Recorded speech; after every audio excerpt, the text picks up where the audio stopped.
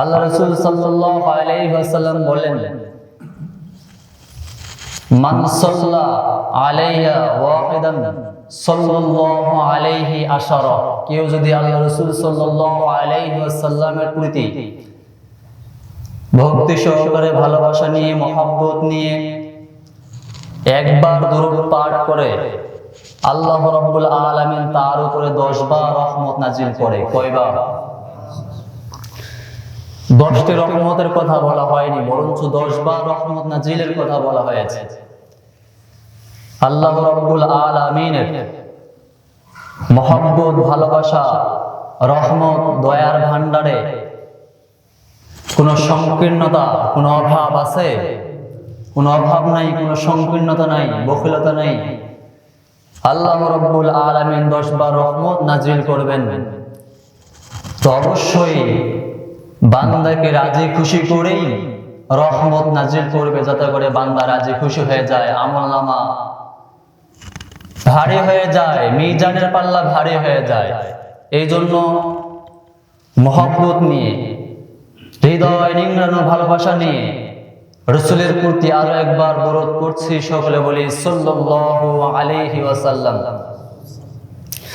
আল্লাহ রাব্বুল আলামিন পৃথিবীতে যা কিছু সৃষ্টি করেছেন, মানব, জিন, ইনসান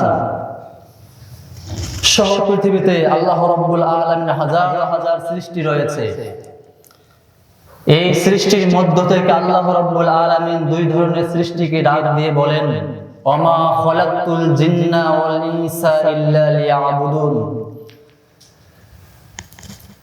এক ধরনের সৃষ্টি হচ্ছে জিন, আর এক ধরনের সৃষ্টি হচ্ছে মানুষ। আল্লাহ বলেন, মানুষ আর জিন যদি আমার গোলামি করতে পারে, আমার ইবাদত করতে পারে, পৃথিবীতে আর বাকি যত সৃষ্টি আমার রয়েছে সবগুলো মানুষ আর জিনের গোলামি করবে, দাসত্ব করবে। বলি সুবহানাল্লাহি ওয়া বিহামদিহি। আল্লাহ রাব্বুল আলামিন আমাদের কাছ থেকে চায় তার গোলামি, তার ইবাদত। তার বিনিময়ে আল্লাহ রাব্বুল আলামিন বলছেন, জান্নাত তো আছেই, শুধু তা নয়, বরঞ্চ পৃথিবীর জমিনে আর যত আমার সৃষ্টি রয়েছে সব সৃষ্টিগুলো তোমাদের উপকারার্থে, তোমাদের গোলামি করার জন্যই আমি আল্লাহ সৃষ্টি করেছি। বলেন সুবহানাল্লাহ। এক আল্লাহর বান্দা, আল্লাহওয়ালা মানুষ নদীর ধার দিয়ে হাঁটতেছিলেন।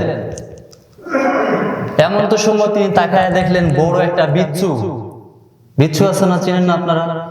বড় একটা বিচ্ছু, সেও হাঁটা শুরু করছে, সেও চলতেছে। আল্লাহর বান্দার মনের মধ্যে চিন্তা আসলো যে আল্লাহ রাব্বুল আলামিন পৃথিবীর সব সৃষ্টি করেছে মানুষের উপকারের জন্য। দেখি বিচ্ছুকে আল্লাহ রাব্বুল আলামিন মানুষের কি উপকার করে নেই, কোন উপকারের জন্য তাকে সৃষ্টি করেছে। বিচ্ছুর পিছু নিলেন, বিচ্ছুরি চলতেছে, পিছে পিছে আল্লাহওয়ালা ব্যক্তিটাও চলতেছেন। চলতে চলতে এক পর্যায়ে বিচ্ছুটা নদীর কিনারায় নেমে গেছে। কিছুক্ষণ পরে আল্লাহর বান্দা তাকায় দেখে নদীর একটা ঢেউয়ে কচুরিপানা নদীর সাইডে ভেসে আসছে। বিচ্ছুটা লাফ দিয়ে কচুরিপানার উপরে উঠে গেছে। কচুরিপানার উপরে যখন বিচ্ছু উঠে গেছে, বিচ্ছুকে নিয়ে কচুরিপানা নদী বরাবর চলতেছে নদীর ওপার হওয়ার জন্য। আল্লাহর বান্দা চিন্তা করতেছে যে আমি যদি এখানে দাঁড়ায় থাকি তাহলে বিচ্ছু কোথায় যায়, কি করে, এটা তো আমি দেখতে পারবো না। সুতরাং তিনি একটা নৌকাকে ডাকলেন, মাঝে নৌকা নিয়ে আসলেন। তিনি নৌকার উপরে উঠলেন।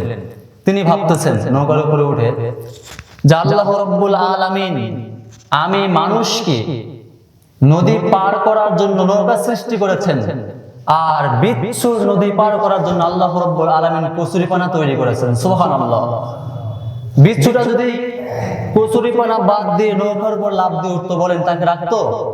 মেরে ফেলতো না? বিচ্ছু দেখে ভয় করে না মানুষ? মেরে ফেলতো। তিনি ভাবতেছেন যে বিচ্ছু নৌকা পারের জন্য, নদী পার হওয়ার জন্য আল্লাহ রাব্বুল আলামিন কচুরিপানা তৈরি করেছে, কচুরিপানা সৃষ্টি করেছে, আর আমি বান্দা নদী পার হওয়ার জন্য নৌকা সৃষ্টি করে দিয়েছেন। সুবহানাল্লাহ। তিনি ভাবতেছেন, চলতেছেন, এক পর্যায়ে কচুরিপানা নদীর ঢেউয়ে ওপার পৌঁছে গেছে, বিচ্ছু লাফ দিয়ে সেখান থেকে নেমে গেলেন কিনারায়। আল্লাহর বান্দাও নৌকা থেকে নেমে গেলেন, আবার বিচ্ছুর পিছু নিলেন যে কোথায় যায়।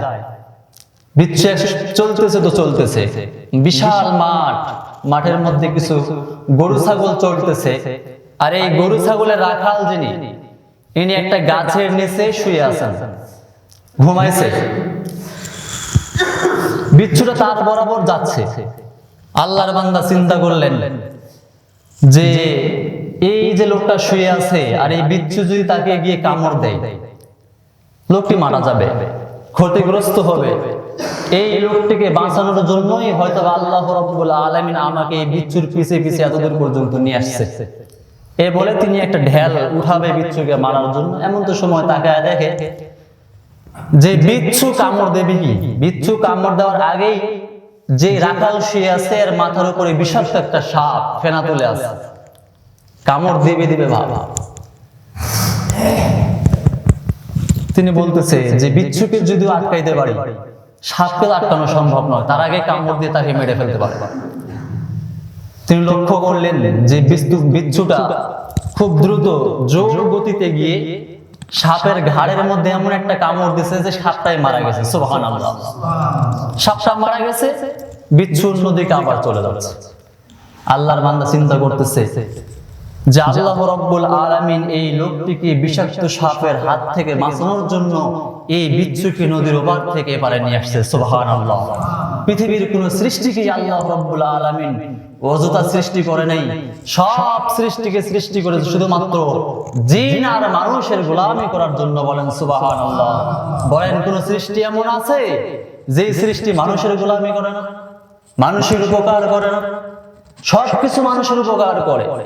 আপনি দেখেন জমির মধ্যে ঘাস হয়েছে, এটা আবার মানুষের কেমন উপকার করবে?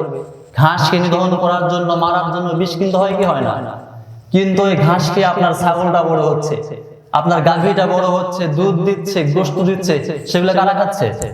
আমরাই খাচ্ছি।